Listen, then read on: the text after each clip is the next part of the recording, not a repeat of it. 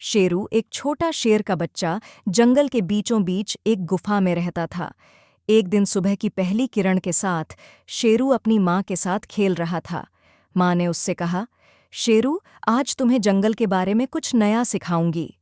शेरू बहुत उत्साहित हो गया और उसकी आंखों में चमक आ गई।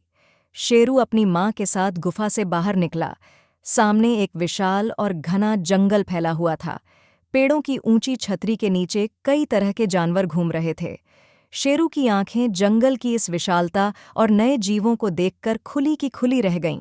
जंगल में घूमते हुए शेरू की मुलाकात नन्ही चिड़िया चिड़ियों से हुई।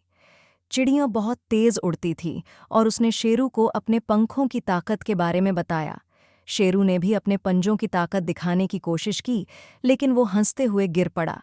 चिड़ियों ने उसकी मदद की और दोनों हंसने लगे। आगे बढ़ते हुए शेरू और उसकी माँ एक चौड़ी और तेज बहने वाली नदी के पास पहुंचे।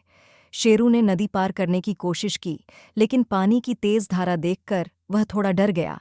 उसकी माँ ने उसे समझाया, हिम्मत और धैर्य से हम कोई भी चुनौती पार कर सकते हैं। शेरू ने गहरी सांस ली और धीरे धीरे नदी में कदम रखा। माँ की बातें याद करते हुए उसने पानी के बहाव के खिलाफ हिम्मत जुटाई।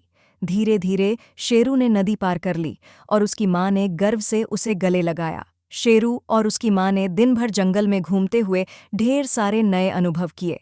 दिन का अंत आते आते सूरज ढलने लगा और आसमान नारंगी और गुलाबी रंगों से भर गया। शेरू ने अपनी माँ से कहा, माँ, आज का दिन बहुत खास था, मैंने बहुत कुछ सीखा। शेरू और उसकी माँ वापस गुफा की ओर लौटने लगे।